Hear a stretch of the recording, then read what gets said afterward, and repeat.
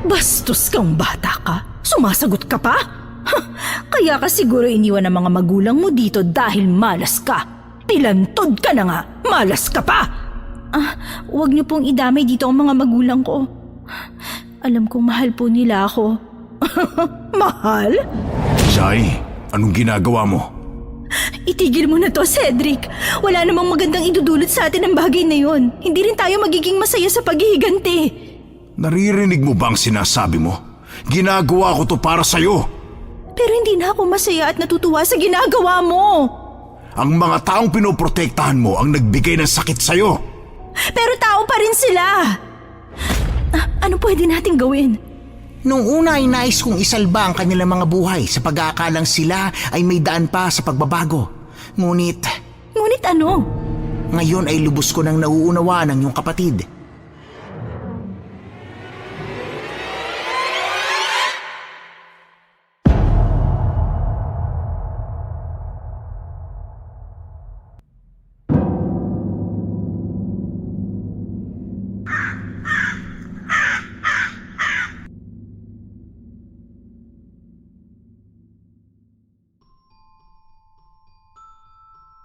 Akala ko ang lahat ng halimaw ay masasama, na dapat katakutan ng mga aswang kagaya ng naitanim sa isip mula pagkabata dahil sa pananakot ng matatanda. Pero may mas halimaw pa pala sa mga aswang at yun ay mga tao. Pero ang pinakamasaklap pa, sa buhay ko ay merong halimaw na pilit akong winawasak mula pagkabata. Sila ang aking mga magulang, pero ang aking kapatid ang siyang nagtanggol sa akin.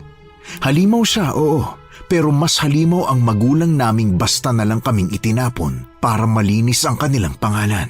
Kaya sana'y pakinggan niyo ang aking kwento kung paano ito nangyari. Hukom, Your Honors, ako nga pala si Jai at ito ang aking kwento.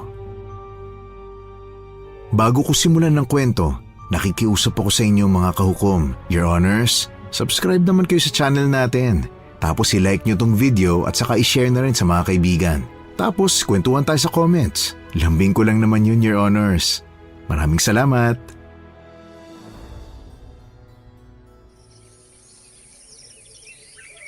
Ate Lorna, maraming salamat para dito. May ibebenta ko rin to para kahit papano may pandagdag pambili ng pagkain.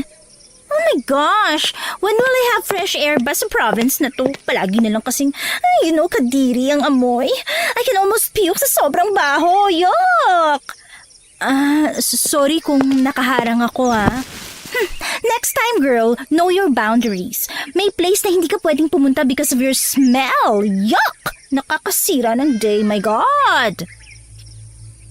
Hukom, dahil ayoko na ng gulo o makipagtalo, ay mabilis ang aking naging paghakbang palayo. Pero hindi pa ako tuluyang nakakaalis, ay bigla ko na lang naramdaman ang hapdi sa aking tuhod. Sa isang iglap ay nakadapa na ako sa aspaltong kalsada, habang pinagtitinginan ng mga tao. Napuno ng tawanan ang paligid. Sinubukan ko pang lumayo pero dahil sa problema ko sa binti ay hindi ko magawa. Naging dahilan ito ng mas lumakas ang pag-ugong ng bulungan at tawanan. Lihim ako napangiti nang sa wakas ay nakarating na ako sa harapan ng simbahan. Araw ng linggo ngayon kaya marami-rami ang tao. May ilan na napalingon sa akin dahil na rin siguro sa aking ayos, pero hindi ko na lang din pinansin. Papasok na sana ako sa loob ng simbahan dahil nag-uumpisa na ang pagtugtog ng choir. Pero agad din akong napahinto nang humarang ang isang pamilyar na babae. Siya yung nang asar at pumatid sa akin. Ang sabi ni Aling Bebang ay nag-iisang anak daw siya ng mga De La Cuesta, isa sa pinakamayayamang angkan sa baryo namin. Ay, nandito na naman ang salot at mabaang pulubin na to. Yuck! Hindi ba uso sa kanyang paliligo? Ang baho-baho! Ew! Pasensya na 2 araw na kasi ako hindi nakakapaligo. Hindi kasi ako makasingit sa paggamit ng banyo Kaya dapat kapag maraming tao dito, lumayo ka na lang, no? Nakakadiri kaya? Pasensya na talaga, pero kasi gusto ko ring makinig ng misa. Makinig daw? Baka naman naghihintay ka lang na may maawa sa'yo at may mag-ampon o di kaya magbigay ng limos. Naku, hindi ako namamalimos. Kaya ko pa naman bumili ng pagkain para sa sarili ko Talaga ba? Sa baho mong yan, may kumukuha sa'yo ng trabaho? Meron naman. Dispatcher ako ng jeep sa kanto kaya hindi ako nanlilimos. I didn't know na mababa ang standard nila pagdating sa pagkuha ng dispatcher. Nakakairit ako. Yaya, yung alcohol ko! Ang daming germs and bacteria dito My God! Dinig ko pa ang ilang mga bulungan ng mga taong napapadaan na sa palagay ko ay gusto lang din magsimba. May mga positibong bagay akong naririnig, pero may mga bagay rin na hindi sila sang-ayon sa akin. Biglang may humawak sa balikat ni Hazel. Katulad niya ay maganda rin ang itsura at pananamit nito. Nang lingunin ako ay nakataas na ang isa nitong kilay. Baby ko. May problema ba? Ginugulo ka ba ng pulubing ito? Kulit-kulit niya. Sabi ko umalis na lang siya dito dahil nakaka-effect yung baho niya sa mga nagsisimba Ayaw mong umalis, Iha? Gusto mo bang ipakaladkad pa kita sa mga bodyguards ko? You're making my daughter sick, kaya umalis ka na! Gusto ko lang naman pong magsimba at makinig ng misa. Hindi ko kasalanan na lumapit kayo at naaamoy niyo po ko na mabaho ako. Bastos kang bata ka? Sumasagot ka pa?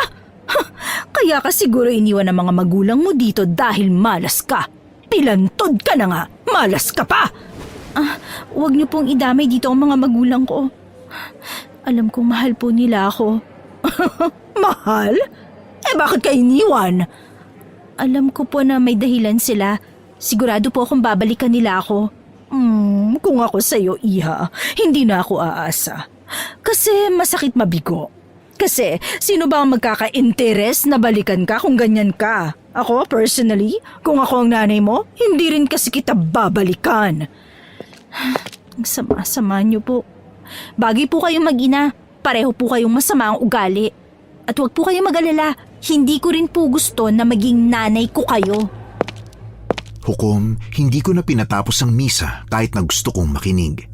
Nang masabi ko ang mga bagay na yon ay tuluyan na akong naglakad palayo habang pinupunasan ang mga luha na pumapatak sa mata ko. Ayaw kong maapektuhan sa mga sinasabi nila kasi hindi naman nila ako kilala. Pero hindi ko maiwasan isipin na baka tama sila. Na baka kaya ako nandito ngayon mag-isa ay dahil hindi nila ako gustong makasama dahil pilay ako. Dumiretso ako sa bakanting lote na malapit sa simbahan. Siniguro ko na tagong-tago ako sa tao bago ko hinarap ang punso sa aking tambayan.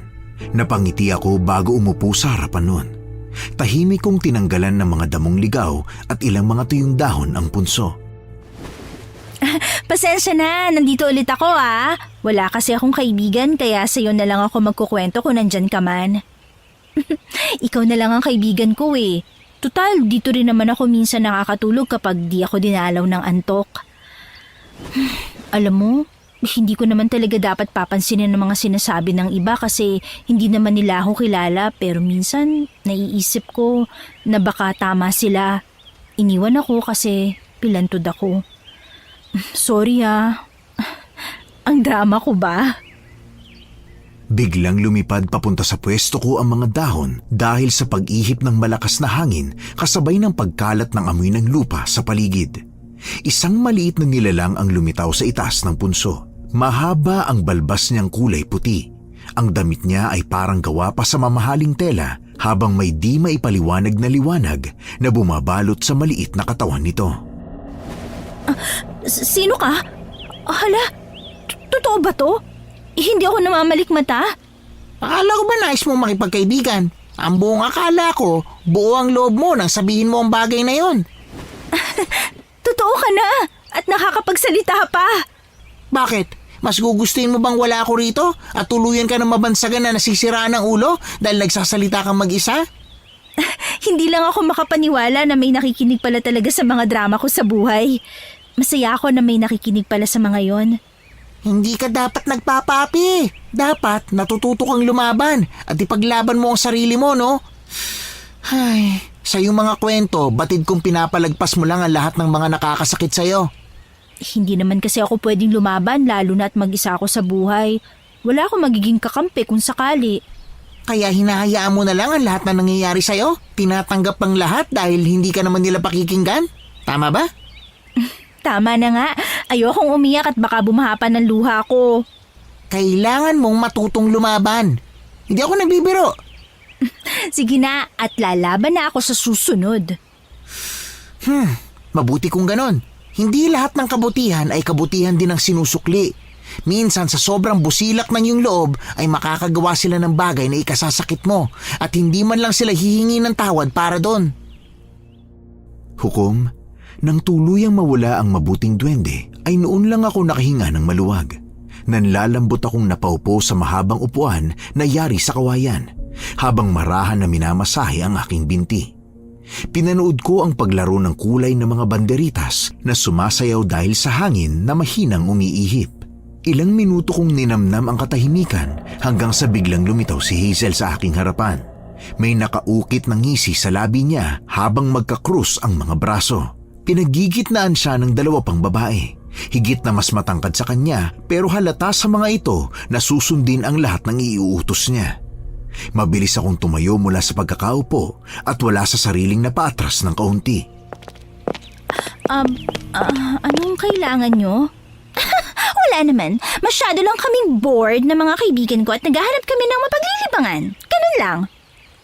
May palabas sa plaza dahil malapit na ang fiesta. Marami rin kayong mabibili ron. Alam ko! Ano ba akala mo sa akin? Tanga, ha? Hindi naman ganun ang ibig kong sabihin, Hazel. Hindi! Yun ang tingin mo sa akin, tanga, ha? Hindi, nagkakamali ka. Hawakan nyo nga yan! Dali! Now na! Halos mawalan ako ng balanse nang biglang dakutin ng dalawang babaeng kasama ni Hazel ang magkabila kong braso. Sinubukan ko pang pumalag pero sinadya nilang higpitan ang pagkakahawak sa mga braso ko kaya wala na akong nagawa kundi tahimik na lang na panuurin ang paglapit ni Hazel suot ang nang-aasar na ngisi sa kanyang labi. Nang tuluyang makalapit, laking gulat ko nang bigla na lang niya akong sinampal. Magkakasunod yon habang unti-unti silang natatawa. Nakailang ulit ng pagsampal si Hazel sa akin hanggang sa ang madidinig na lang sa bakanting lote ay ang kanyang mga halakhak na halatang tuwang-tuwa siya sa mga nangyayari. Tama na, Hazel. Paano kung gusto ko pa? At gusto pa nila, ha? Paano yun? Pero wala naman akong ginagawang masama sa inyo eh. Meron! Ang huminga at lumapit sa lugar kung nasan ako. Yun ang kasalanan mo! Pero hindi ko naman ginusto yun. Wala naman ako mapupuntahan eh. Alam mo, Jai, hinihingi ko ba ang opinyon mo? Pero nagsasabi lang ako ng totoo. Wala akong pakialam. Hawakan niyo ng mahigpit ang babaeng yan dahil maglalaro tayo. Tama na, Hazel. Nakikiusap ako. Sige pa, lunurin niyo pa siya ng pulbo para naman kahit paano bumango siya. Hazel. Mamaya, kunan niyo ng picture, ha? Let the world see your masterpiece. Tama na, please. Tama na, Hazel. Tama lang yan sa'yo, Jai. Para naman bumango ka kahit paano. Important yan at mamahalin, ha? Mariin ang pagpikit ko. Mabuti na lang ay matapos ang ilang minuto ay nakarinig kami ng mga yabag. Doon lang huminto ang tatlo sa ginagawa. Iniwan ako nakaluhod habang puting-puti ang buhok bago ko pa makita ang kapitan na mabilis akong nilapitan at tinanong kung ano ang nangyari. Hindi na ako nag-abalang magsumbong. Sinagot ko na lang na nagkatuwaan kami ng mga bago kong kaibigan kaya ganun ang aking ayos. Ilang beses na niguro ang kapitan bago ako tuluyang iniwan. Tahimik akong nagpahinga ng malalim matapos kong tumayo mula sa pagkakaluhod. Naglakad ako papalapit sa punso at doon umupo sa harapan nito habang yakap-yakap ang parehong tuhod. Mabilis na lumitaw ang duwende. Nagliwanag pa ito ng ilang segundo bago tuluyang nawala ang ningning sa maliit na katawan nito. Hindi ba sinabihan na kita na matuto kang lumaban? Marami sila. Kung lalaban ako, tsak na mas lalo ako mapapasama at mapapahamak. Wala yan sa dami. Ang paglaban ay nasa tapang at lakas ng loob. Pero, Nais kong matutunan mong lumaban para sa sarili mo. Hindi lahat ng tao ay madadaan sa awa, ha? hindi ko alam kung paano.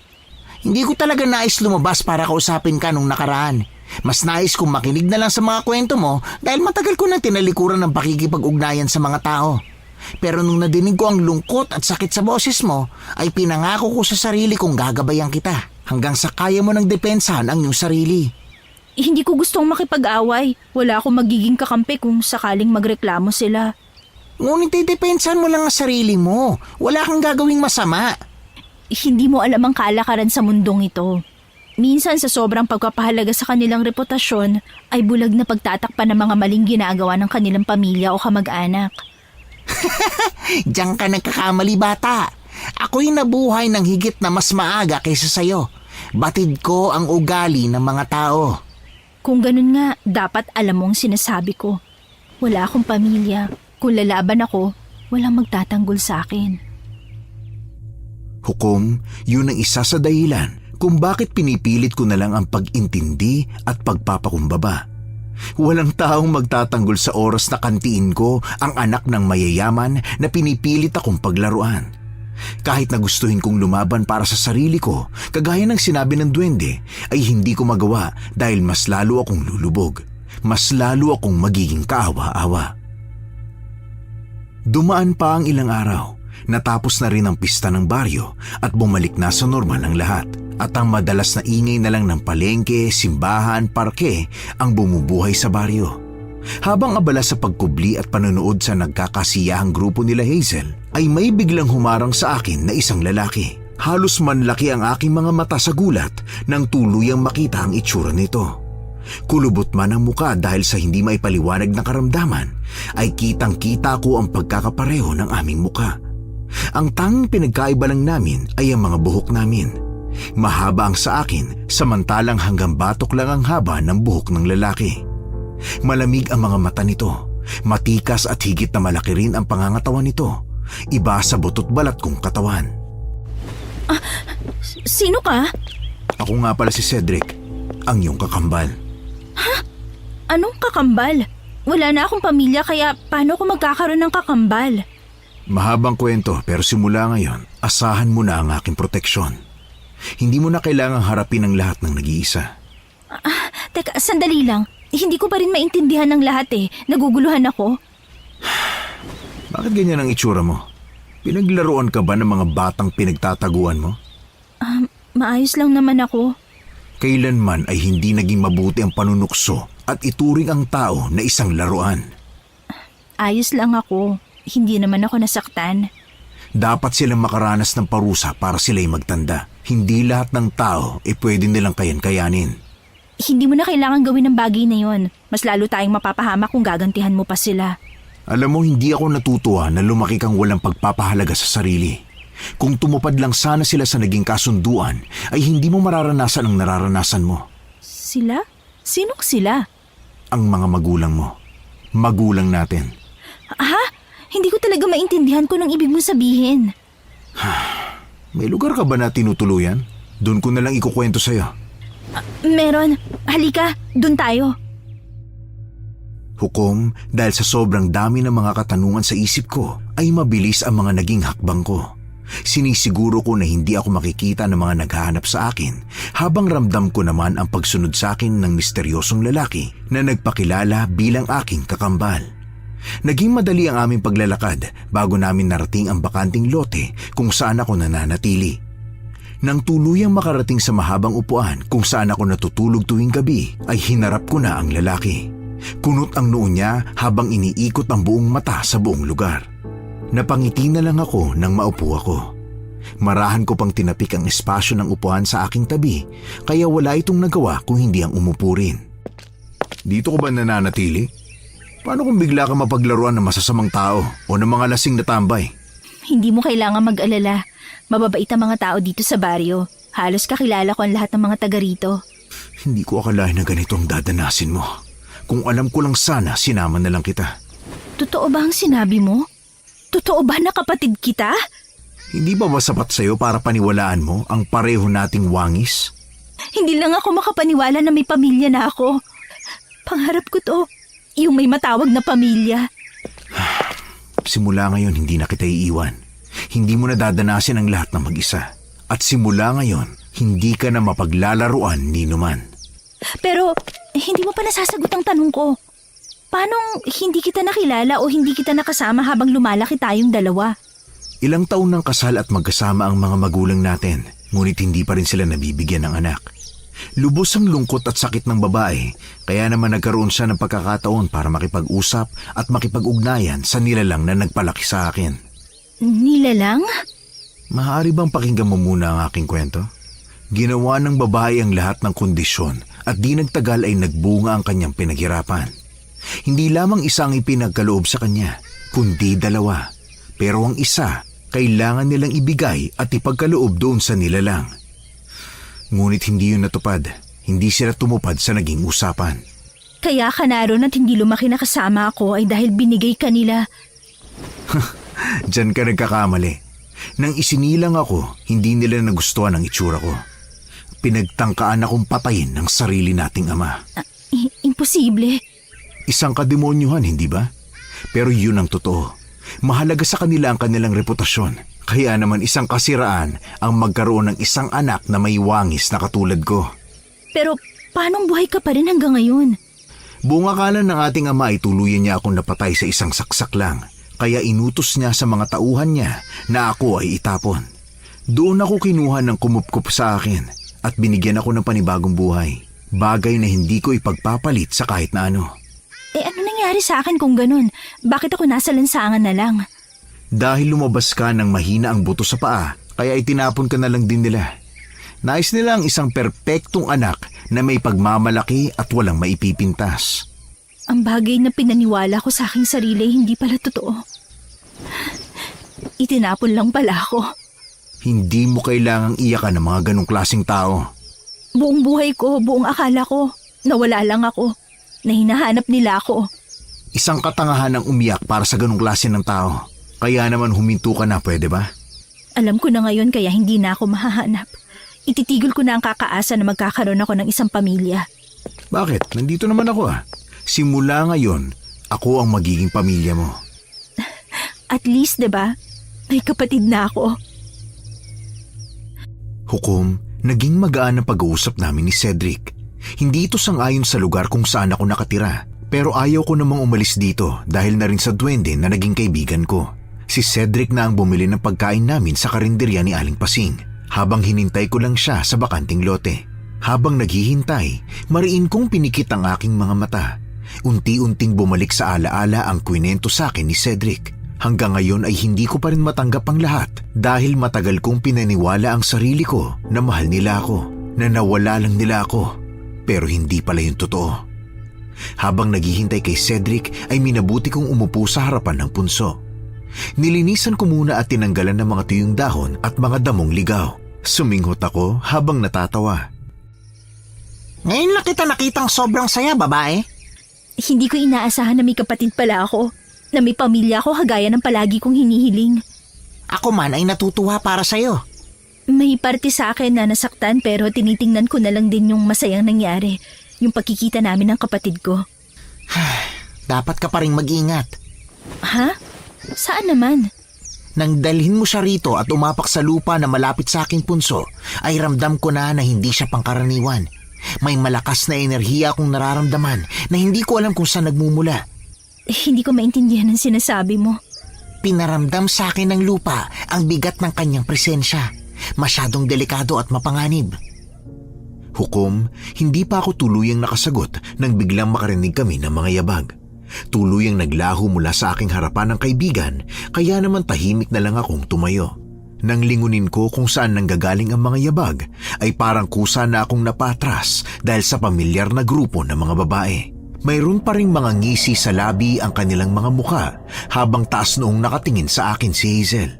Kusa ang bawat paghakbang ko patras habang unti-unti nilang kinakain ang distansya naming dalawa.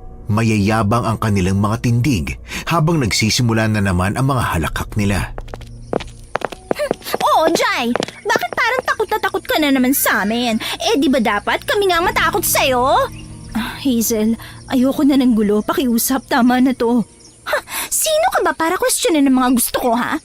I'm Hazel de la Cuesta. You know, walang kahit na sino ang pwedeng magdikta kung anong pwede kong gawin o hindi.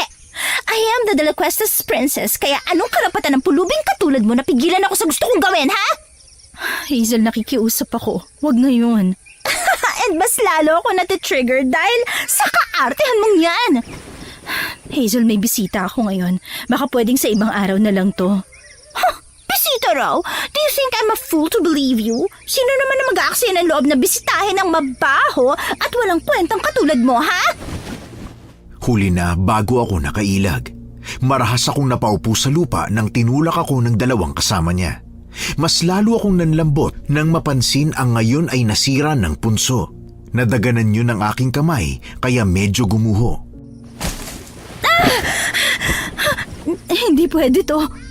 Nandyan ka pa ba? Ayos ka lang ba, ha? Sino yung kinakausap mo dyan? Are you crazy? Ay naku, she's crazy ata. Ayos ka lang ba dyan, ha? Sumagot ka naman, oh. Hoy! Sino ba yung kausap mo dyan? Ano ba? Can't you hear me? I ask you, sino kausap mo, ha? Pero dahil masyado akong abala sa pagpilit na ayusin ang punso ng duwende na kaibigan, marahan kong ibinalik ang parte ng lupa na gumuho. Pinipilit kong kausapin at tawagin ang duwende habang unti-unti nang nag-uulap ang mga mata ko sa pag-aalala. Halos manlambot ako, pero nang hindi pa naligayahan si Hazel, siya mismo ang humakbang palapit sa umbok ng lupa na inaayos ko. Mabibigat ang mga paa niya nang sinipa yon. Ilang ulit ang naging pagsipa habang pinipilit ko siyang pigilan. Kapag kinakausap kita, Jai, dapat nasa akin ang atensyon mo! Tama na, Hazel. Maawa ka naman, oh. Gusto ko makita ko anong ginagawa mo sa mga bagay na nagpapainis sa akin. Hazel, hindi mo alam ang ginagawa mo. Baka mapano ka. Sa baryong to, walang magtatangka na manakit sa akin, no? Sa tingin mo, matatakot mo ko, ha? Hindi mo alam ang ginagawa mo, Hazel. Baka maparusahan ka ng duwende na nakatira dyan. Duwende raw? Oh my God! Uy, pulubi, ano nga akala mo sa akin? 5 years old na mabilis mauto, ha? Hindi, pero totoo ang sinasabi ko. Pwede kanyang maparusahan kasi sinira mong bahay niya. Pakialam ko ba sa magiging parusa niya? I have my family to back me up. At isa pa, it's her fault, no? Hindi mo alam sinasabi mo, Hazel. All that you need to know is that I am me. I can do whatever I want without facing the consequences. Tandaan mo yan, Jai! Pinanood ko ang muli nilang pagsisimula ng pagsipa sa punso. Mabilis akong humarang kaya naman ako ang nakatanggap ng kanilang mga sipa. Pero hindi ko na yun ininda. Umani lang ng halakhak ang ginagawa kong pagpigil bago nila ako pinagtulungang itulak sa tabi ng punso. Pinagpatuloy nila ang kanilang ginagawa at ang mga halakhak lang nila ang maririnig sa buong bakanting lote.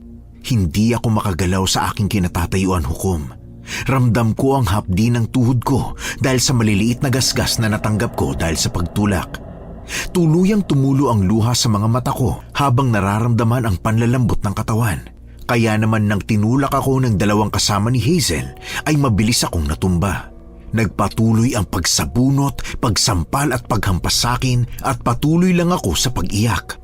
Hindi na ako nag-abalang lumaban pa dahil sa nararamdamang sakit ng katawan. Ngunit makalipas ang ilang minuto ay napaangat ang aking tingin. Narinig yata ang dasal ko, Hukom, dahil bigla silang tumigil.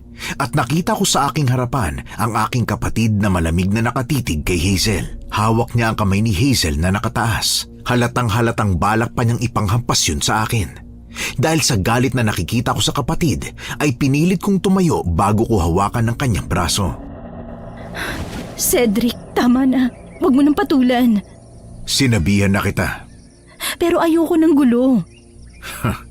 Kung pumapayag kang ganituhin kanila, pues ako hindi. Oh, it seems like we're telling the truth. Yun nga lang, wala pa rin kwenta yung bisita mo kagaya mo. What do I expect, right, girls? Birds with the same feather flock together. Sige lang, tingnan natin ang yabang mo. Mayabang talaga ako kasi may pera ako at paganda. Hindi ka tulad yung dukha. Cedric, wag mo nang patulan. Baka mas lalo tayong mapasama eh. Listen to your friend, dear ugly duckling. Mahirap kalaban ng daddy ko. Tandaan mo yan. Swerte mo at kasama kong kapatid ko, miss. Dahil kung hindi, baka kung ano nang nagawa ko sa'yo. Hukom, dahil napansin siguro ng tatlong babae na hindi nagbibiro ang kasama ko, ay sabay-sabay silang umirap bago kami tuluyang tinalikuran. Nang tuluyang umalis ay marahas ko siyang hinampas pero hindi ko man lang siya nasaktan. Kamay ko pa ang nasaktan dahil sa lakas ng pagkakahampas ko. Ang tanging reaksyon na nakuha ko kay Cedric ay ang paglingon niya sa akin. Magaan na ang ekspresyon at hindi na katulad kanina na mukhang kayang-kaya niyang manakit. Binanggit ko ang tungkol sa punso na nasira, kaya naman nang matapos kaming kumain ay yun ang pinagtuunan namin ng pansin. Puno ng ingat na binuo niya ang nasirang umbok, kaya naman mabilis din yung natapos. Babalik pa kaya siya? Kapag nalaman ng duwende na inayos ang bahay niya, sigurado akong babalik siya. Hindi ba may tira tayong pagkain? Ibigay kaya natin para maamoy niya. Baka sakaling makatulong para mas maging madali ang pagbalik niya. Ikaw bahala. Hindi naman siguro paparusahan ng duwende ang mga yun, di ba? Bakit hanggang ngayon sila pa rin ang iniisip mo? Siyempre ayoko ng gulo. Masyado silang mayaman. Baka kapag nalaman ng mga magulang ni Hazel ang nangyari, mas lalong masira ang bahay niya. Baka bilhin nila tong bakanting lote tapos sirain ang punso. Hindi nila gagawin ang bagay na yon. Masyado silang takot sa karma. Dumaan pa ang ilang araw, hindi pa rin muling nagpakita sa akin ng duwending kaibigan ko. Tinupad ni Cedric ang kanyang sinabi na hindi na siya aalis ulit. Nagulat pa ako nang kumuha siya ng bahay na mauupahan para sa aming dalawa. Nung araw na yon, dahil hindi masyadong mainit ang araw, ay sa bakanting lote ako naglagi. Dinig ko ang kumakalat na usapan. Patay na ang isa sa dalawang kaibigan ni Hazel. Natagpuan daw yun sa kakahuyan na malapit sa simbahan. Wala na daw ang laman loob kasama ang puso. Isama pa ang gutay-gutay na katawan dahil sa sobrang pagkakabali ng buto. Hindi lang yun ang mainit na usapan ng araw na yon. Dahil maging si Hazel ay nagsimulang mamaga ang paa. Kahit ang kanyang muka ay hindi rin pinalagpas ng pamamaga. Dumating si Cedric habang may daladalang tinapay. Siguro ay binili na naman niya yun kung saan. Simula nang dumating si Cedric ay hindi na ako nagutom. Palaging may nakahandang pagkain sa bahay na inupahan, kaya nakakakain na ako sa tamang oras. Nabalitaan mo na ba na namatay na yung isa sa kaibigan ni Hazel? Yun ba? Dapat lang sa kanya yun, no? Pero nakakaawa pa rin eh. Walang tao na pwedeng mamatay sa ganun na brutal na paraan. May mga tao na kahit anong buti mo ay sasamantalahin ka, paglalaruan ka. Kagaya ng mga yon, kaya hindi ka dapat matuwa. Bakit? Hindi ka ba naaawa sa kanya? Kay Hazel? Sinaktan ka nila. Alam ko naman yun. Pero tao pa rin sila na kailangan tratuhin at mamatay bilang tao. Sabihin mo nga, tinuring ka ba nilang tao? Ilang saglit pa ang lumipas bago kami nakarinig ng kumusyon papasok sa bakanting lote. Nakita kong papasok ang pamilyar na babae habang tulak-tulak ang anak na umiiyak at nakaupo sa wheelchair.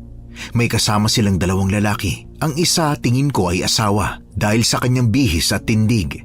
Samantalang mukhang albularyo ang kausap niya. May ilan na nakikisuyo kaya dinig na dinig din ang samot-saring bulungan. Napatingin ang may edad na babae sa akin. Napaatras ang kilay niya nang makita ako. Nang malipat ang mga mata niya sa aking kapatid na tahimik lang ding nakatingin sa kanya, ay pansin ko ang bahagyang panlalaki ng kanyang mata. Hindi ko alam pero nakaramdam ako ng tensyon habang nagtitinginan ng dalawa. Kinalabit ko ang aking kapatid kaya bahagya siyang napalingon sa akin. Ano mangyayari sa anak ko, kumpadre? Kailangan mapanagot ang duwende na may gawa nito. Siya ang may kasalanan sa nangyayari sa kanya, Elizabeth. Kung hindi lang sumobra ang katigasan ng ulo ng anak mo, ay wala sana tayo rito ngayon. May dala na akong pagkain. Ano pa bang kailangan? Kailangan maramdaman ng duwende na nagparusa sa kanya ang sinseridad sa paghingi niya ng tawad. Sa nakita kong lagay ng paa ng anak ninyo, ay masyado niyang ginalit ang duwende. Hindi naman siyang sumira kung hindi ang babaeng yan. Ang pulubing niya na nakasira, kaya bakit ang anak ko nahihirapan ngayon? Cedric, kumalma ka lang. Ikaw ang may gawa at may kasalanan nito! Hindi naman ako nakasira niyan eh. Mang, sakit! Kung hindi mo tinulak ang kapatid ko, sa tingin mo ba matutumba siya at masisira ang punso? Kapatid? Kapatid ko ang babaeng pinaglalaruan ng anak mo. Umalis ka rito. Bakit kayo nandito? Akala ko ba matapang ka? Bakit nababahag yung buntot mo? Dapat patay ka na! Paano buhay ka? Alam na alam mo ang dahilan kung bakit ako nabuhay, Mrs. De La Cuesta. Paalala, sa oras na kantiin ninyo muli ang kapatid ko, ay magkakalimutan tayo. Alam na alam mo ang kaya kong gawin, hindi ba?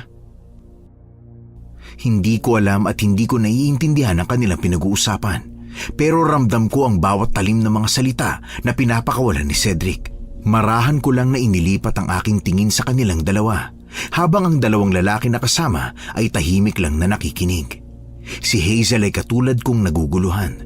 Nang makitang nakatingin ako sa kanya, ay tumaas ang kanyang kilay bago ako irapan. Baka kinukulam na ako ng babaeng yan! Baby, hindi naman siguro. Kumpadre, anong dapat namin gawin? Ialay niyo ang dala niyong pagkain bago kayo humingi ng tawad sa punso. Hihingi kami ng sorry sa lupa? Oh my God! Ma, hindi naman tayo crazy. Bakit natin gagawin yon? Ang katigasan ng ulo mo ang nagpahamak sa'yo, kaya ka na riyan sa ganyang sitwasyon ngayon. Hindi ko na obligasyon ang pilitin kayo sa dapat niyong gawin. Halika na, umuwi na tayo. Pero baka mapahamak yung duwende. Kilala mo naman si Hazel. Hindi yun hahayaan ng albularyo. Isa pa, hindi niya uulitin ang bagay na yun. Takot lang niya na lumala pa yung nangyari sa paa niya. Wala akong nagawa hukom nang tahimik na hinila ni Cedric ang mga braso ko bago tahimik na naglakad pa uwi. Hindi ko maiwasan na hindi isipin ang mga bagay na pinag-uusapan nila ng Mrs. De La Cuesta kanina. Na para bang kilalang-kilala nila ang isa't isa at may mga bagay na hindi sila pagkakaunawaan. Nang makauwi sa bahay ay dumiretso akong naupo sa isang monoblock na upuan. Tahimik siyang hinarap habang siya ay abala sa pagsasarado ng mga pintuan. Wala pa ring bakas ng emosyon sa muka. Nagulat pa ito nang makita niya ang titig ko matapos nang bumaling sa akin. May problema ba? Wala naman.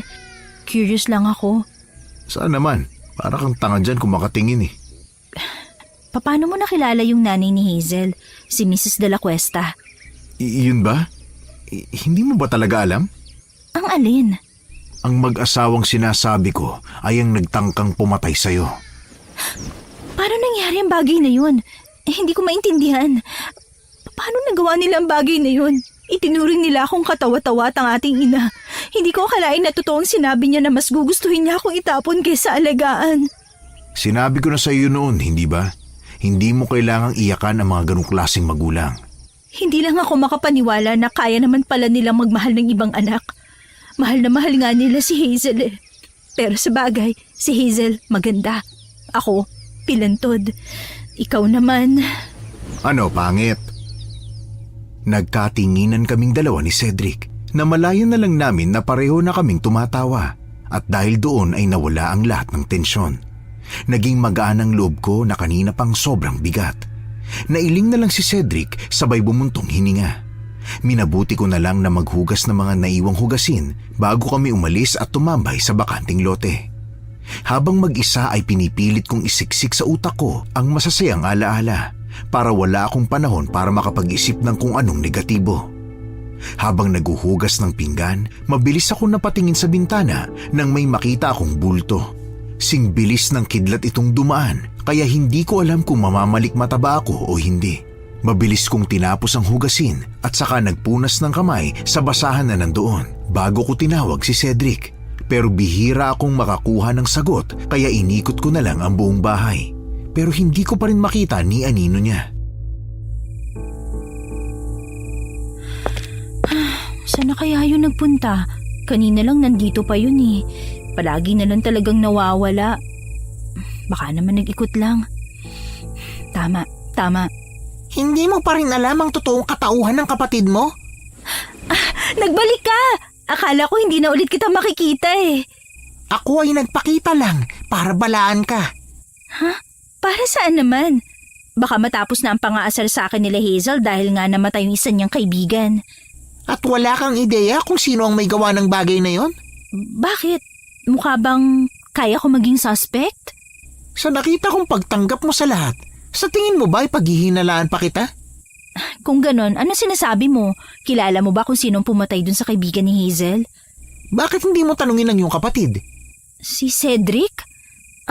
Ano naman kinalaman ni Cedric sa pagkamatay ng kaibigan ni Hazel? Hindi naman niya kilala yun. Ngunit patid niya ang paghihirap na naranasan mo. Pero hindi pa rin yung sapat na dahilan para paghinalaan mo ang kapatid ko. Narito lang ako para balaan ka. Wala na akong plano para pilitin kang maniwala sa aking mga sinambit. Hindi ko gusto na pagdudahan ka. Hindi ko gustong makialam sa pagsasama ninyong magkapatid. Pero mas mabuting alam mo ang tunay na pagkatao ng lalaking hindi mo pa lubusang kilala. Kung totoo nga ang sinasabi mo, paano mo nalaman ng lahat ng to? Ang tagal mong nawala at ang oras lang na nakilala mo ang kapatid ko ay yung araw na pinakilala ko siya sa'yo. Isang malaking kaguluhan ang nangyari sa aming kaharian dahil sa muling paglitaw ng mga nilalang na kumakain ng tao. Ang aming hari ay may patak ng dugo ng isang gabunan, kung kaya't ang pagpaparamdam ng kanilang lahi ay dagok sa amin. Gabunan? Ano yun? Isang uri ng aswang na higit na nakakataas sa ibang lahi. Ang lahi nila ang pinakamatanda sa mga aswang, kaya sila tinuturing na pinuno at nag-ahari sa mga ito. Bukod doon, ang kanilang lakas ay higit na mataas kumpara sa ibang aswang. At ngayon sinasabi mo na may kinalaman ng kapatid ko sa mga halimaw na yon? Imposible. Alam kong di ka maniniwala. Ang mabuti pa ay ipakita ko na lamang sa'yo ng harapan. Paano naman? Nasaan ang kapatid mo ngayon? Kanina ko pa nga hinahanap eh. Bigla na lang nawala habang naghuhugas ako ng pinggan. Kung gano'n ay aatake muli siya. Hanggat hindi mo napapatunayan ang mga sinasabi mo, mananatiling inosente si Cedric. Bakit hindi mo subukang magpunta sa bakanting lote? Ramdam ko ang pintig ng takot ng lupang inaapakan niya. Papatunayan ko sa'yo na hindi siya aswang. Sa gaan at lambot ng pag-aalaga niya sa akin, imposible talaga ang sinasabi mo. Masyadong brutal ang ginawa ng pumatay ron sa kaibigan ni Hazel. Hindi naman kayang gawin yun ni Cedric kaya imposible yung sinasabi mo. Ang tanging paraan lang na matanggal ang pagdududa ng kaibigan kong duwende sa aking kapatid ay ang mapatunayan kung wala itong kinalaman sa mga bagay na tinutukoy niya. Kaya naman pumayag ako sa hamon ng duwende.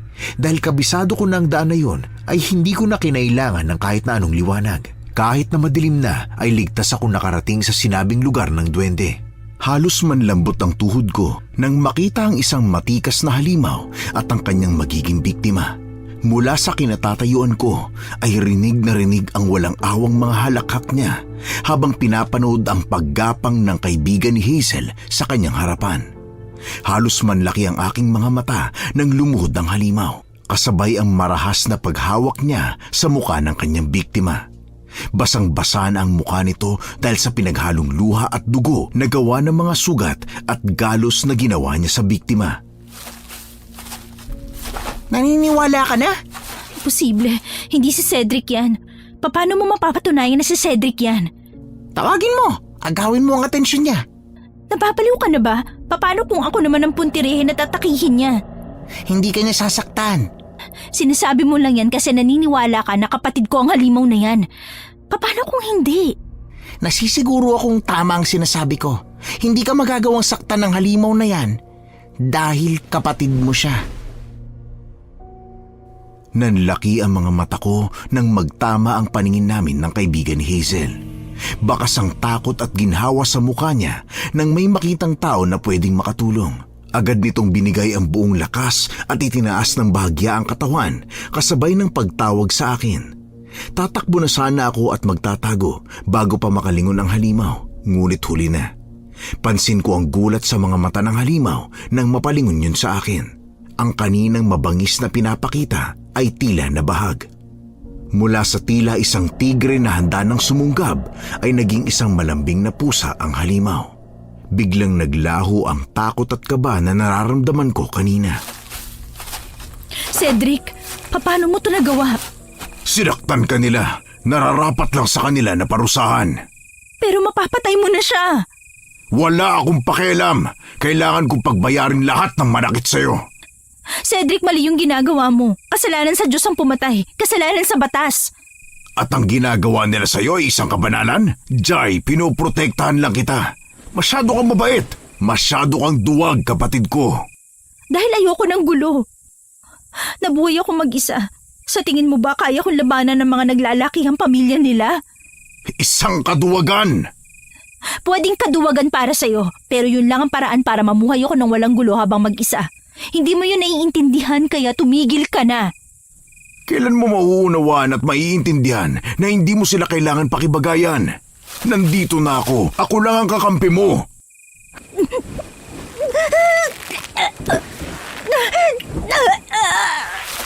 Cedric, tama na. Ayokong gumanti. Huwag na tayong gumanti. At ano, hayaan na saktan ka nila ng paulit-ulit? Kailan ka ba magtatanda, Jai? Wala kang halaga sa kanila kasi nga pulubi ka. Hukom, nakita ko kung paano diinan ng kakambal ko ang pagkakahawak sa leeg ng kaibigan ni Hazel. Halos mangitim na ang mga labi niya dahil sa pagpigil ng sirkulasyon ng dugo. Sumisigaw ng tulong ang mga mata pero kahit na ako ay hindi alam kung paano siya tutulungan. Katulad ni Cedric sa akin, hindi ko rin kayang saktan ng kakambal ko. Pinanood ko kung paanong lumaki ang ngisi sa mga labi ng aking kakambal habang sinunggaban ng kagat ang kaawa-awa nitong katawan. Nanlaki ang mga mata ko at napatakip pa ako sa bibig dahil sa gulat sa biglaan niyang pag-atake. Dinig ko ang sigaw sa sakit ng kaibigan ni Hazel pero para akong napako sa aking kinatatayuan. Alam kong sa mga oras na ito ay dapat na akong humingi ng tulong pero may parte sa akin na hindi kayang gawin yon. Siguro ay dahil alam kong mapapahamak si Cedric kapag ginawa ko ang bagay na yon o dahil kahit ayaw ko man aminin ay baka natutuwa na ako sa nangyayari. Kaya napatanong na ako sa sarili ko kung totoo nga na yung pangalawa ang dahilan ko. Isa na ba akong masamang tao? Tama na, Cedric. Mapapatay mo na siya. Kung hindi ka dumating ay kanina pa ako natapos sa babaeng to. Cedric naman! Sa tingin mo ba kapag binuhay ko to ay maliligtas ka? Madadamay ka rito. Pero mali ang Sa mundo ko, walang mali at masama. Ang tanging mali lang ay ang masaktan ka. Lahat ng ginagawa ko ay para sa'yo, Jai. Tumigil ka na, pakiusap. Ikaw ay ako ay ikaw. Ginaganti lang kita sa lahat. Hindi ako papayag na ikaw lang ang nasaktan dahil lang mayayaman sila at may kapangyarihan. Duwende! Duwende! Alam ko naririnig mo ako. Pakiusap, naniniwala na ako sa'yo. Tulungan mo akong patigilin siya. Sige na, Duwende! Sa tingin mo ba ay tutulungan ka ng duwag na duwende na yan? Sakim at tuso ang mga lamang lupa. Hindi sila lalabas hanggat hindi sila nagagambala. Duwende, tulungan mo ako! Sa isang iglap, biglang lumitaw ang duwende sa umbok na lupa. Walang bakas ng emosyon sa kanyang muka habang nakatingin sa aking kakambal. Mukhang kumalma lang siya nang tumingin siya sa akin. Sinabi ko nang hindi ko nais na mangialam sa inyong buhay. Kasinungalingan! Batid kong ikaw ang nagsabi sa kanya ng bagay na ito. Dahil hindi tama na bulagin mo si Jai sa huwad mong pagkatao. Punong-puno ka ng dahas. Tulungan mo ako. Tulungan mo akong pahintuin siya sa balak niyang pagpatay sa babae. Di ko gustong mangialam sa mga problemang kinakaharap ninyo. Dahil duwag sila. Cedric! Manahimik ka na! Itigil mo ng ginagawa mo! Ngunit imbis na itigil, mas lalong lumaki ang ngising nakapaskil sa mukha ni Cedric. Wala nang malay tao ang kaibigan ni Hazel dahil na rin siguro sa dami ng dugong nawala rito. Kitang-kita ko kung paanong ang kamay ni Cedric na may matutulis na kuko ay walang pasabing dinukot ang kalamnan ng biktima. Wala nang narinig na sigaw mula rito at tanging ang aking palahaw na lang ang maririnig sa lugar.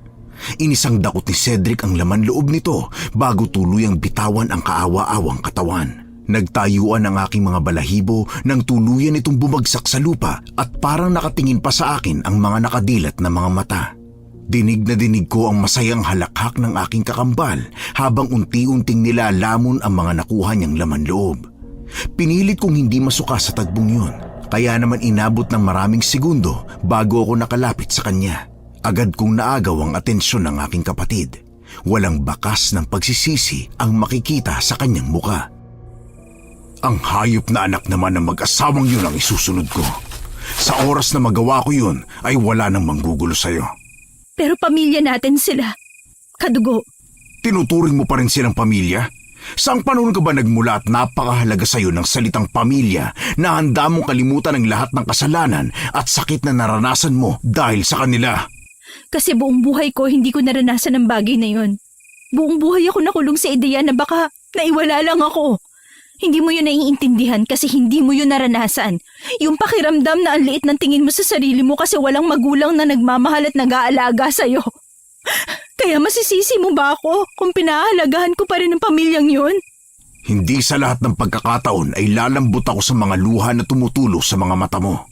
Papatayin ko sila isa-isa at wala akong ititirang buhay sa kanila. Kailan ka ba titigil? Mas ginugulo mo ang buhay natin na dapat sana tahimik lang. Kapag nakapaningil na ako ng utang, Jai, utang nila sa ating dalawa. At kapag nangyari yun, malaya na tayong mamumuhay sa paraan na gugustuhin natin. Papatayin ko muna sila. Igaganti ko muna ang batang ako na tinangka nilang patayin at ang batang ikaw na basta na lang nila itinapon. Hukom, hindi ko alam kung nasisira na ba ang aking moralidad dahil wala akong nakapang kahit na anong pagtutol sa kanyang sinabi. Alam kong mali ang ginagawa ni Cedric pero may parte sa dibdib kong natutuwa sa paraan ng pagbibigay niya ng proteksyon sa akin. Buong buhay ko ay walang taong sumubok na protektahan ako sa lahat ng mga nananakit sa akin, lalo na ang gumanti para sa akin. Kaya naman ayoko man aminin, nakakaramdam ako ng saya para sa isang halimaw na dapat ay katakutan. Mabilis na kumalat ang balita kinabukasan. Samot-saring bulungan ang narinig ko sa baryo habang naglalakad papunta sa simbahan. Nakita ko pa sa malayo ang umiiyak na si Hazel habang inaalo ni Mrs. De La Cuesta. Katabi niya ang asawa at ang albularyo na tahimik na nagmamasid sa paligid. Seryoso ang muka at parang pinapakiramdaman ang paligid. Hindi normal ang pagkamatay ng batang ito, kaya kayo ay maghanda. Anong paghahanda? Dapat ba magpanovina kami araw-araw? Bakit ba nangyayari ito sa ating baryo? Ma, what if ako na ang next? Anong gagawin ko? Kumpadre, hindi pwedeng may mangyaring masama sa anak ko. Kailangan mo siyang iligtas. Sa tigas ng ulo ng anak mo, hindi natin alam kung anong nasa likod ng lahat ng ito. Masyado ninyong ibinigay ang lahat sa batang yan kung kaya't lumaki ng walang pakikisama sa kapwa at mataas ang tingin sa sarili. At yun ay dahil sa luho na kayo ang nagbigay. But of course, Hazel is my daughter. She deserves every good thing that this world could offer. Wala na akong magagawa sa mag-ina mo, pare. Ang payo ko na lang ay palagi kayong mag-iingat. Palaging magdala ng bawang at asin. Pupunta ako sa bahay ninyo mamaya para dalhin ang mga bagay na pwede niyong gawing proteksyon laban sa halimaw na umaatake sa mga bata. Hukom, halos mapatalon ako sa kulat nang biglang may umakbay sa akin. Yun pala ay si Cedric lang yun. Tahimik na pinapanood ang nangyayaring komosyon sa aming harapan. May ngising nakaukit sa labi niya habang pinagmamasdan mula sa pwesto namin ang nangyayaring kaguluhan. Halika na. Baka makita pa tayo rito at magsimula na naman ng gulo. Bakit ako matatakot, Jai? Wala naman tayong ginagawang masama. Cedric, halika na. Gusto ko pang manood kung paano sila manginig sa takot. Pag nakita nila tayo, tsak na magkakagulo. Hindi nila tayo magagalaw kasi hindi naman nila alam. Walang may alam. Pero may kasama silang albularyo. Pwede... Walang magagawa ang albularyo sa akin. Isa akong gabunan. Kahit na. Paano kung kumalat sa baryo? Hindi mo alam ang sinasabi mo, Jai. Kasiraan nila ang bagay na yun. Bakit nila ikakalat sa baryo kung dinig na dinig ng mga tao ang sermon sa kanila ng albularyo na lihitimong kaibigan ng hayop na pamilya nila? Isa pa, sa palagay mo ba ay gagawa ako ng bagay na ikakapahamak mo? Narito ako para proteksyonan ka, hindi para dumagdag sa isipin mo. Gaya ng sinabi ko, ako ay ikaw, ikaw ay ako. Wala naman ako magagawa. Alangan namang hilahin kita. Ang laki-laki mo. Para kang langgam na humihila ng malaking bato kung ganon. Inis kong kinurot ang tagiliran niya na mas lalong nagpahagalpak ng tawa niya, kaya naman napalingon ang mga nakikiusyoso at ang pamilyang De La Cuesta. Agad na wala ang ngiti sa mukha ko, pero hindi natinag ang kapatid ko. Patuloy lang siya sa pagtawa kahit na alam kong ramdam niya ang tinginan ng mga tao. Halos madapa ako nang hawakan ako ni Cedric sa braso at tuluyan akong hinila palayo sa lugar. Lumingon pa ako ng kaunti sa iniwan naming eksena at tahimik na lang nagpahila sa aking kakambal. Hindi na tayo inaway kahit nakita tayo. Natakot yun. Alam ni Elizabeth kung kanino siya nakipagkasundo, kaya nawala ang kayabangan niya. Alam niyang ikaw ang may gawa nun? Kahit na, sino maniniwala sa kanya? Isa pa, masisira ang reputasyon na iniingatan nila. Ay, ang sarap panuurin ng takot sa mga mata niya. Seryoso ka ba talaga sa gagawin mong pagpatay sa kanila? Bakit? Naawa ka? Hindi ako makasagot sa tanong niya, Hukom. Habang pinapanood ko kung paano mag-alala ang nanay namin sa anak nila, ay wala akong maramdamang awa para sa pamilyang nagtakwil sa aming magkapatid. Alam kong mali yun, kasalanan sa Diyos ang pagpatay. Pero hindi ba kasalanan din ang pagtapon sa bata na ipinagkaloob ng Diyos? Ang pagtapon sa batang dapat na kanilang inaalagaan dahil hiniling nila sa Diyos? Dumaan ang maghapon na natili lang ako sa bahay matapos akong iuwi ni Cedric. Hindi ko alam kung saan siya nagpunta, pero dahil alam ko na ang kanyang pagkatao ay hindi na ako nagugulat sa biglaan niyang pagkawala sa mga ganitong oras. Ang amoy ng lupa ay nagpatigil sa akin habang inaayos ang buhok dahil nililipad ito ng hangin. Iginala ko ang mata sa buong bahay. Dahil sa lahat ng senyalis na yon, alam kong magpapakita na naman ang duwende. Nasaan ang iyong kapatid? Bakit tila ikaw na lang ang mag-isa rito? Sa totoo lang, hindi ko alam kung saan siya pumunta. Kung tinuloy niya ba ang kanyang plano. Na pumatay? Paano? Hindi ko alam kung anong gagawin ko. Bakit hindi mo simulan ang pagtatanong sa sarili mo kung tama ba ang ginagawa ng iyong kapatid? Nang sa ganun ay alam mo ang dapat mong gawin. Alam kong mali. Ang pagpatay pa lang isa ng kamalian. Kasalanan sa Diyos at kasalanan din sa batas. Pero naiintindihan ko rin kung anong pinanggagalingan ni Cedric. Kaya hindi ka na mangingialam? Hukom, hindi ako nakasagot sa tanong niyang yon. Dinig ko ang malalim na buntong hininga ng aking kausap bago ko nakita ang paggawa niya ng isang maliit na liwanag gamit ang kanyang kamay. Kasabay ng pagkawala ng liwanag ay ang paglitaw ng isang makintab at mukhang masarap na mansanas. Pulang-pula ito. Ilang sandali pa ay bigla itong lumutang at bahagyang lumapit sa akin. Bakit mo ako binibigyan ng mansanas? Hindi naman ako gutom. Nais kong pagmasdan mo ang mansanas na yan. Ano ang iyong napapansin? Masarap. Mukhang masarap kainin. Tama. Kung titignan mo mula sa labas ay talagang napakasarap at nakakatakam. Tunay na masarap ngang kainin. Halos mabitawan ko ang malusog na prutas nang biglang may liwanag na kulay ginto ang biglang humati rito. Tuluyang nahulog ang mansanas dahil sa ginawang paghiwa ng duwende na nagpakita ng totoong anyo nito. Nangingitim na ang mansanas mula sa loob. Hindi pa nakatulong ang mga uod na maliliit na gumagapang sa loob nito. Napuno ng katanungan ang isip ko dahil sa aking nakikita. Kahit na gaano pa kaganda at kalusog ang panlabas, ay wala ring silbi dahil nabubulok at umaalingasaw sa loob. Anong ibig mong sabihin? Sayang naman ang mansanas na yan. Katulad lang din yan ng mga bagay na ginagawa ng kapatid mo para sa'yo. Ha? Wala akong nakikitang mali sa rason ng kapatid mo kung bakit niya yung ginagawa. Ang proteksyon na ibinibigay niya sa'yo. Ngunit ang kanyang pamamaraan, iyon ang masasabi kong mali. Ang pagpatay ay isang malaking kasalanan. Walang dahilan ang magiging sapat para sa ganoong bagay. Pero Katulad ng mansanas na yan, masarap at puro ang lasa. Yun ang dahilan at rason ng kapatid mo sa lahat ng kanyang ginagawa. Nais lamang niyang protektahan ka at ipagtanggol.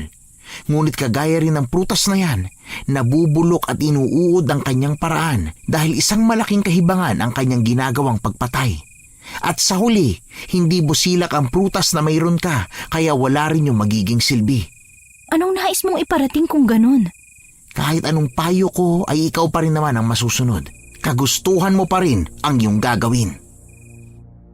Unti-unti kong naunawaan ang nais na mangyari ng duwende. Nauunawaan ko na siya. Tama ang duwende. Sa huli, kahit na nakapaghiganti na si Cedric sa lahat ng mga tao, ay kami pa rin ang magsasakripisyo. Kami ang mababalot ng konsensya. Kaya naman kahit hindi pa ako nakakapagbihis, ay mabilis kong tinahak ang lugar kung nasaan ang aking kapatid. Hindi ko na kailangang magtanong dahil alam ko at alam ng buong baryo ang bahay na tinitirhan ng mga De La Cuesta. Hindi nakakagulat yun dahil yun ang pinakamalaking bahay sa buong baryo. Lagpas 30 minutos akong naglakad papunta sa bahay ng mga De La Cuesta. Nagkakagulo na ang mga gwardya. Ang bantay sana sa gate ay hindi matagpuan, kaya naman mabilis akong nakapasok sa kanilang mansyon. Naubutan kong naroon nga ang aking kapatid. Malaki ang katawan, ang buhok ay parang mga nyebe sa puti, habang ang mga mata ay nanlilisik. Mahahaba at matatalas ang mga kuko, at ang ngipin ay gapako na dahil sa tulis. Pinoprotektahan ni Mrs. De La Cuesta ang umiiyak niyang anak, habang tahimik na nagmamasid ang albularyo sa kanilang harapan. Nakakalat sa paligid ang mga gwardya, nakatutok ang baril sa iisang tao, na sa isang hakbang lang ay papuputokan nila ang nilalang na nasa harapan nila. Ano pa bang gusto mo? Tuluyan kaming patayin dahil sa buhay na naranasan nyo ng kapatid mo? Huwag kang masyadong mayabang, Elizabeth. Kung ako lamang ang iyong sinaktan, ay wala ka ngayon dito sa sitwasyon na to, hangal. Hindi ko alam ang sinasabi mo. Tama lang ang ginawa ko dahil halimaw ka. Kung halimaw ako, ano ang tawag sa'yo? Huwag na tayong maglokohan dito, Elizabeth. Ikaw ang mas halimaw sa ating dalawa. Hayop ka! Hindi ko matatanggap na lumabas ka sa akin! Mas lalong hindi ko matanggap na magkaroon ng isang ina na kagaya mo. Alam mo ba kung bakit ko kayo tinapon? Dahil sa'yo! Dahil halimaw ang gustong kumuha sa'yo! E di mas mabuting hindi ka nalang nakipagkasundo. Mas mabuting hindi ka nalang humiling sa kanya kung hindi mo tutuparin ang napagkasunduan. Bakit ako magpapalaki ng isang pilantod at isang batang hindi ko alam kung anong klaseng demonyo ang nagbigay? Laking gulat ko nang sa isang kisap mata lang ay nasa harapan na ni Mrs. De La Cuesta ang aking kapatid. Hawak na ni Cedric ang leeg niya. Ang mahahaba at matatalas na kuko ni Cedric ay unti-unting bumabaon sa leeg ni Mrs. De La Cuesta. Tila naging estatwa ang asawa niya habang hindi alam ng mga gwardya ang gagawin. Walang kahirap-hirap na hinagis ng aking kapatid ang babae, kaya tumilapon ito sa dingding. Ma! Halimaw ka! Ano bang ginawa namin kasalanan sa'yo, ha? Marami! Berting, si Hazel, huwag mo siya hayaang masaktan! Aba, ang sarap naman pakinggan ng pagiging mabuti mong ina. Cedric, tama na! Alam mong kahit ikaw ay hindi ako mapipigilan. You know this monster? Sabihin mo sa kanya, tigilan na kami! Please! Ah! Hazel! Para naman babasagin ang iyong anak. Masyadong protektado. Kami ang may kasalanan sa'yo! Sa inyo! Huwag mong idamay ang anak ko! Hindi ko hinihingi ang opinyon mo kaya manahimik ka! Gamit ang mabalahibong kamay ay mabilis na naitaas ni Cedric ang buong katawan ni Hazel, kaya naman kahit nanghihina pa dulot ng pagkakahagis sa kanya ay mabilis na nakatayo si Mrs. De La Cuesta. Galit ang mga mata niya habang nakatingin sa aking kapatid. Agad na lumapit din ang albularyo, ngunit naging simbilis ng hangin ang galaw ni Cedric, kaya naman hindi siya natamaan ng lubos ng buntot pagi na gamit ng albularyo. Itang-kita ko ang pamumutla sa mukha ni Hazel, kasabay ng pag-agos ng dugo dulot ng pagkakasakal sa kanya at sa mahahabang kuko na unti-unting tumatagos sa kanyang makinis na balat. Dinig na dinig sa buong bahay ang magkahalong halakhak ni Cedric at ang iyak ni Hazel. Hayop ka! Pakawalan mo ang anak ko! Sa tingin mo ba ay masisindak mo ako? Marami pa kayong lalamuning bigas bago niyo ako mapabagsak. Pakawalan mo si Hazel! Ano ba? Ganito na lang. Maglaro na lang tayo. Buhay ninyo kapalit ng buhay ng pinakamamahal ninyong anak. Ano? Gusto niyo ba yon? Walang iya ka! Alam ko na yon. Ilang beses mo nang sinabi sa akin yan, tama ba? Ngayon, mamili na lang kayo. Itong babaeng to o kayo. Total wala naman talaga siyang kasalanan bukod sa pang-aapi niya sa kapatid ko. Bakit kita susundin? Ayaw mo bang mabuhay ito? Siguro mas maganda kung pareho ko na lang kayong patayin. Itigil mo na yan, Kabunan! Huwag kang makialam dito, tanda, kung ayaw mong madamay. Gamitin mo ang mutya at ilagay mo sa buntot pagi, kumpadre. Mutya? Ang mutya ng asin, isang malakas na pangontra sa mga aswang. Hindi ba mapapahamak si Cedric? Ano ka ba? Bakit ang kapatid mo bang inaalala mo? Pwede siyang mapahamak dahil sa sinasabi mong mutya. Halos manginig ang labi ko nang harap-harapan kong makita kung paano tamaan ng buntot pagi si Cedric. Naagaw ni Mr. De La Cuesta ang atensyon ni Cedric dahil sa pag-atake niya. Mabilis niyang binitawan ang sugatan na si Hazel saka itinuon ang buong atensyon sa aming ama. Ang sugat na nagawa ng buntot pagi ay hindi nagpahinto sa bawat galaw na ginawa niya. Sing bilis ng kidlat, halos manlambot ako nang makitang naiangat niya ng walang kahirap-hirap si Mr. De La Cuesta. Natatawa pa si Cedric habang pinipilit niyang makawala sa pagkakasakal ng aking kapatid. Ngunit habang ginagawa niya ang bagay na yon, ay mas humigpit pa ang pagkakahawak ni Cedric sa kanyang leeg. Wala kang awa, hayop ka! Hawa? Bakit? Kayo ba naawa, ha? Tatay mo pa rin siya. Pakawalan mo ang ama mo! Pinapapili kita, hindi ba? O gusto mong unahin ko na to? Ano ba? Bakit mo ito ginagawa? They are your parents, ha? Huwag kang mangialam dito dahil sampid ka lang.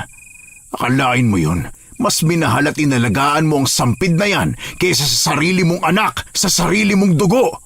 Manahimik ka! Ma, what does he mean? Ampun ka. Hindi ka nila tunay na anak kasi ampun ka. Paano kung ikaw na lang ang mamili? Buhay mo o mga umampun lang sa'yo?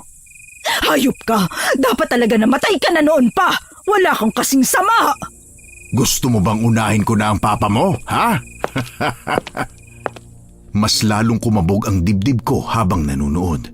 Ramdam ko pa rin ang maliit kong kaibigan na nasa aking likuran. Aaminin ko, hukom, ang pag-atake ni Cedric sa pamilyang dapat na nagmahal sa amin ay mas lalong nagpagimbal sa akin. Hawak-hawak pa rin ni Cedric ang aming ama. Nakataas na ang mga paa nito sa lupa at parang balak ng panatili ni Cedric na nakataas ito habang unti-unting nauubusan ng hininga. Parang wala lang sa kapatid ko ang bigat na kanyang buhat-buhat. Nakita ko kung paano niya hinambalos ang katawan ni Mr. De La Cuesta. Dulot siguro ng katandaan ay halos hindi na siya makagalaw ng tuluyang bumagsak sa lupa. Ang nakakakilabot na halakhak ni Cedric ang sunod kong narinig. Mahal! Anong ginawa mo? Ang tagal niyong pumili, kaya ako na lang pumili para sa inyong lahat. Ako? Gusto ko ligtas sa sarili ko! Ayan! Narinig mo ba yon, Elizabeth? Nais ng iyong anak na iligtas ang kanyang sarili. Sadyang nakakagulat! Hindi ko naman sila totoong magulang, ah! Bakit ko hahayaang masaktan ang sarili ko dahil sa kanila, no? Oh, baby! I am your mother! Ha! Hindi ko ang tunay kong nanay, no? Tingnan mo nga naman, walang utang na loob. Wala kang awa! Nagmana lang ako sa inyo. Ano bang akala mo sa sarili mo? Santo? Bukod tanging pinagpalang banal? Ha? Kahibangan! Hindi ko inaasahan na mas dudurog sa akin ang aking sumunod na nasaksihan. Muling lumapit si Cedric sa walang buhay naming ama saka sinunggaban ang kanyang katawan. Walang pagdadalawang isip na sinakmal ng aking kapatid ang tiyan ng aming ama. Tumagos ang matutulis na ngipin sa kulubot niyang balat at mabilis na umagos ang dugo mula roon. Hindi natinag ang aking kakambal at habang pinapanood ang eksenang yun ay doon akong biglang natigilan. Napatanong ako sa aking sarili, ito ba talaga ang gusto kong pagganti? Napuno ng awa ang dibdib ko. Hindi ko kayang magbulag-bulagan habang nakikita ang pagpapasakit ng aking kakambal sa mga taong yun. Mabilis ang aking naging hakbang. Gulat na napalingon sa akin sina Hazel at Elizabeth, ngunit nasa kakambal ko lang ang aking atensyon. Matigas at puno ng tapang akong humarang sa pagitan ng dalawang panig. Jai, anong ginagawa mo? Itigil mo na to, Cedric. Wala namang magandang idudulot sa atin ang bagay na yon. Hindi rin tayo magiging masaya sa paghihiganti. Naririnig mo ba ang sinasabi mo? Ginagawa ko to para sa'yo. Pero hindi na ako masaya at natutuwa sa ginagawa mo. Ang mga taong pinoprotektahan mo ang nagbigay ng sakit sa'yo. Pero tao pa rin sila. Itinapon ka ng mga taong yan na parang basura dahil lang pilantod ka. At ako, dahil lang mukha kong halimaw, ay tinangka nilang patayin. Sabihin mo nga sa akin, wala ba akong karapatang magalit? Tao pa rin ba sila sa palagay mo? Na kaya nilang magpalaki ng hindi man lang nila kadugo at hinamak ang sarili nilang anak. Sa palagay mo, dapat ba silang tawaging tao? Hukom, kusang tumulo ang luha sa mga mata ko nang biglaan ang muli niyang naging pagsunggab. Kumalat ang dugo sa kinatatayuan ni Cedric, ngayong hawak-hawak na si Mr. De La Cuesta. Nanginig ang aking mga labi dahil sa kaba ng tuluyang lumuhod si Cedric. Ibinaba ang katawan ng matandang De La Cuesta. Kasabay ng pagsigaw ni Elizabeth ay ang muling pagtama ng mga pangil ni Cedric sa binti ng aming ama. Sa isang iglap lang, nakita namin ang laman ng aming ama. Parang ang atungal at pag-iyak ni Elizabeth ang nagpapagana palalo sa halimaw na anyo ni Cedric. Dahil sa pambihirang lakas na meron siya, ay mabilis niyang nahila at nahiwalay ang binti nito sa katawan. Dinig na dinig ang pagkakabagsak at pagkakabali ng buto, ngunit sa totoo lang ay wala nang pakialam si Cedric ng mga oras na yon. Maawa ka! Tama na! Oh, nasa na ang tapang na meron ka kanina, ha? Pakiusap, itigil mo na to. Maawa ka. Tatay mo pa rin siya. Tatay raw. Kitang-kita mula sa kinatatayuan ko kung paanong pinilit ni Hazel ang tumayo, kasabay ng pagdampot niya sa buntot paging nabitawan ng ama. Nanghihina man at nanginginig ay buong lakas niyang hinampas si Cedric. Nakita ko ang bahagyang pag-atras ng kapatid ko. Medyo ininda niya ang sakit na mahabang sugat sa kanyang likod. Matapos tingnan ang kanyang sugat na natamo ay nanlilisik ang mga mata niyang bumaling sa may sala. Isang mabilis na pagkilos ang kanyang ginawa. Hawak-hawak na niya agad ang leeg ni Hazel. Katulad kanina ay walang kahirap-hirap na itinaas ni Cedric ang katawan niya dahilan para kapusin siya ng hininga. Hazel, anak. Nakikiusap ako. Ihinto mo na! Pakawalan mo ako, you monster! At bakit ko naman susundin ang mga kagustuhan niyo, ha? Hoy, babae, sa tingin mo ba talaga ay matatalo mo ko sa isang pag-atake lang? Kasi sumusobra ka na! Sumusobra raw. Alam mo bang dahil sa'yo kaya nangyari ang mga bagay na to? Ikaw ang punot dulo ng lahat, Hazel! Hayop ka! Demonyo! Hindi ko pa nakukwento kung paano sumigaw ng pagmamakaawa ang mga kaibigan mo habang unti-unti kong nilalamon ang laman nila. Kung paano ka nila trinaydor hanggang sa huling hininga nila para lang sa pag-asa na bubuhayin ko sila. Napakasama mo! Anong tawag sa mga katulad mo kung ganun? Ha? Anong tawag mo sa mga katulad mong ginagamit ang koneksyon at kapangyarihan ng sariling pamilya para matakasan ang lahat ng problema? Tama na! Itigil mo na! Huwag kang mag-alala. Sa oras na mapatay ko kayo, titigil na ako. Tumigil ka na, anak. Pakiusap. Anak? Tama bang narinig ko? Naging pamilya ba kayo sa akin? Ha? Kay Jai? Patawarin mo ko. Hilam ang mga mata, nakita ko ang walang pagdadalawang isip na pagluhod ng aking ina sa harap ng aking kakambal. Dahan-dahan akong lumapit sa kanila. Bakas ang gulat sa mga mata ni Elizabeth habang nakatingin sa amin. Kita ko pa ang kanyang pagsilip sa paika-ika kong paglalakad. Itinuon ko ang atensyon ko sa aking kapatid na nasa akin lang din ang tingin. Hinawakan ko ang kamay niya na hawak-hawak pa ang dalagang si Hazel. Marahan ko itong hinaplos. Cedric, tama na. Hindi pa ako tapos, Jai. Kung totoong mahal mo ako at gusto mo akong makasama ng matagal, itigil mo na to. Ayoko mapuno ka ng galit at puot. Ginagawa ko to para wala nang manghamak sa'yo. Pero hindi ganito ang solusyon na gusto ko. Bitawan mo na siya. Bitawan mo na si Hazel, Cedric. Bakit ba puno pa rin ng awa ang puso mo, gayong lubos na pagpapahirap ang naranasan mo mula sa mga to? Dahil yun lang ang tanging meron ako habang lumalaki.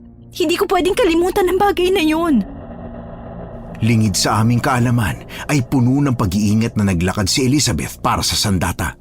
Mabilis niyang idinikit ang malaking tipak ng asin na sa tingin ko ay isang mutya sa hawakan ng buntot paging kanyang hawak. Huli na bago ko yun makita. Kaya naman ang aking tanging nagawa ay harangin ang kanyang pag-atake para kay Cedric. Pero ang sakit at sugat na dapat kong mararamdaman ay hindi dumating. Nang imulat ko muli ang aking mga mata, ay ang nagtatakang mukha lang ng aming ina ang bumungad sa akin. May puwersang humaharang sa pagitan naming dalawa. Parang isang malaking bula na hindi basta-basta natitinag. Nang sumilip ako sa aking tagiliran, ay doon ko lang naunawaan ng lahat.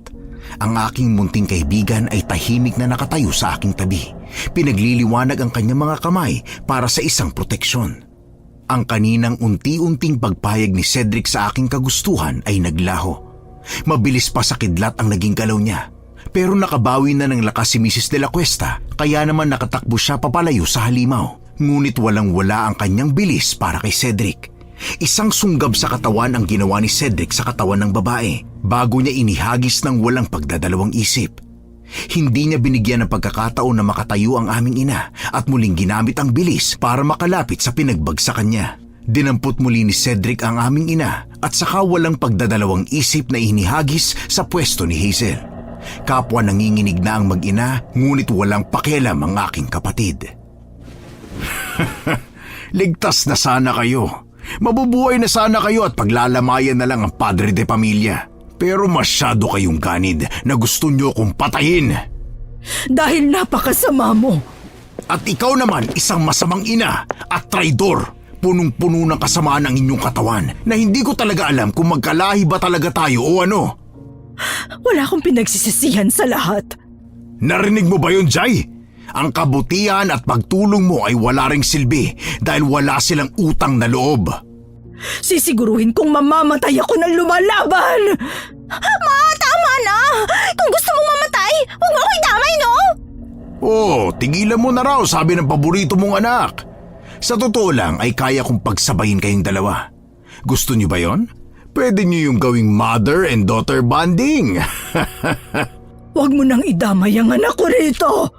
At bakit naman hindi, ha? Bata pa siya. Marami pang magagawa sa buhay. Ngunit hindi yun sinunod ng aking kapatid. Gamit ang magkabilang kamay ay walang kahirap-hirap niyang winasiwas ang katawan nila bago itinapon sa kung saan. Bumagsak ang katawan ni Hazel sa mga nagkalat na basag na figurin na naging dahilan ng pagdugo ng kanyang braso at pinti. Bakas pa ang tuwa sa mga mata ng aking kakambal habang nakikita ang hirap na mag-ina sa pagpilit nilang alisin ang bubog sa sari-sarili nilang katawan. Hindi pa sila tuluyang natatapos ay muli silang dinampot ni Cedric at inihagi sa sementadong dingding. Ano pwede nating gawin? Nung una ay nais kong isalba ang kanilang mga buhay sa pag-aakalang sila ay may daan pa sa pagbabago. Ngunit Ano? ngayon ay lubos ko nang nauunawaan ang iyong kapatid. Papabayaan mo na lang sila? Ang hindi pagtanggap ng pagkakamali o ang hindi pag-ako nito ay isang malaking kahibangan at kataksilan. Ako man ay hindi nakikita ang kagustuhan ng dalawang babae na makabawi. Kaya bakit natin ipipilit sa kanila ang salitang yon? Marahil ito na ang kanilang kaparusahan. Sa isang iglap, narinig ko na lang ang sigaw ni Elizabeth kasabay ng daing ni Hazel. Isang mahigpit na pagkakasakal sa leeg ang ginagawa ni Cedric. Ang mga kuko niya ay bumabaon. Isama pa ang paglandas ng dugo sa sugat ni Hazel na mabilis na inaksyonan ng pagdila ng aking kapatid. Kitang-kita mula sa aking kinatatayuan ang pilit na pagpupumiglas ng katawan ni Hazel, ngunit dahil sa laki at lakas ni Cedric ay hindi siya tuluyang makawala. Napuno pa ng mga halakak niya ang lugar habang sinisimulan niyang sipsipin ang dugo ni Hazel. Matapos niyang pagsawaan ng katawan ni Hazel ay puno ng lakas na naman niyang inihagis ang nanghihinang katawan.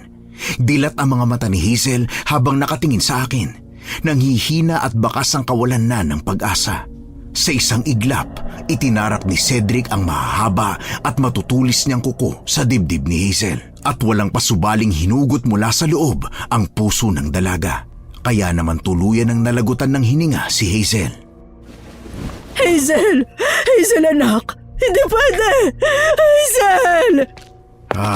Kay sarap pagmasdan at panuurin ang iyong pagtangis. Natutuwa ako sa panonood. Sumusobra ka na, halimaw! Sabihin mo nga sa akin, bakit ko ba kailangan gawin to? Bakit ko kailangan gumanti? Sa inyo na pamilya ko naman sana. Dahil wala kang kasing sama, dahil demonyo ka.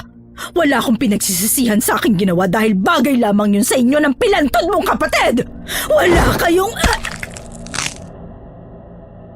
Hindi na pinatapos ni Cedric ang mga sinasabi ni Mrs. De La Cuesta. Sa isang iglap ay napuntahan niya kagad ang aming ina at isang mabilis lang na pagpihit sa ulo ang ginawa ni Cedric. Walang awa niyang pinanood ang pagbagsak sa sahig ng aming ina. Alam kong sa ginawang yun ng aking kapatid ay wala ng buhay ang aming ina. Pero nang makita kong dadakutin na ni Cedric ang kanyang katawan ay napatakbo na ako papalapit sa aking kapatid. Hinawakan ko ang duguan niyang kamay. Ang galit sa mga mata ay unti-unting nawala habang nakatingin sa akin. Tama na. Tapos na. Hindi ko hahayaan na masaktan ka na naman dahil sa kanila. Walang katuturan ang mga salitang sinasambit nila. Alam ko. Kaya tama na. Itigil mo na para makauwi na tayo, ha? Pinangako ko na poprotektahan kita, kaya ako nagawa ang bagay na to. Naiintindihan ko. Hindi mo kailangan magpaliwanag kasi naiintindihan ko. Umuwi na tayo. Nakita ko ang unti-unting pagbabalik sa dati ni Cedric. Bumakas ang ngiti sa mukha niya matapos akong yakapin at takbayan. Hinayaan ko siyang nakaakbay sa akin bago kami tuluyang lumabas ng bahay. Kita ko pa ang ilang mga tauhan na takot na nakatingin sa amin. Pinapanood ang bawat paghakbang ngunit hindi na rin sila nagsalita. Kinabukasan ay kumalat ang balita. Dahil na rin siguro sa takot na madamay ay walang nagkonekta sa amin sa nangyari. Kaya naman simula ng araw na yon ay bumalik na sa normal ang buhay ko. Lumipas pa ang ilang linggo ay tuluyan na bumalik sa dati ang aming baryo. Tahimik kaming nakaupo sa kahoy na upuan sa bakanting lote. Pinagmamasdan ang tahimik na pagsayaw ng mga dahon. Hindi masyadong matindi ang sikat nung araw na yon, kaya naman hindi masakit sa balat. Isama pa na nababalot ang buong bakanting lote ng lilim mula sa malaking puno ng mangga. Hindi ko akalain na mangyayari to. Yung babalik sa dati ang buhay ko. Sinabi ko na sa'yo, hindi ba? Mamuhay ka lang sa paraan na gusto mo. Ako nang bahala sa proteksyon mo. Pero hindi ko gusto na masyado kang balutin ng gutom sa laman. Ayokong tuluyan ka maging halimaw. Huwag kang mag-alala. Isang araw lang sa isang taon ang aming pagkain. Kaya naman madaling pigilan ang gutom sa laman. Talaga? Hindi ako pinilit ng nagpalaki sa akin sa kahit anong bagay. Kaya naman hindi niya ako napilit sa pagkain ng laman ng tao at pagpatay. Kaya alam kong kaya kong pigilan ang gutom sa laman. Pero, hindi ako makapaniwala. Nakilala ko na ang mga magulang ko. Pero wala eh. Minsan, mas halimaw pa talaga ang mga tao kaysa sa mga tinatawag nilang halimaw. Hukom, hindi ko mapigilang sumang-ayon dahil totoo ang bagay na yon at napatunayan yon sa mga nangyari nitong nakaraan.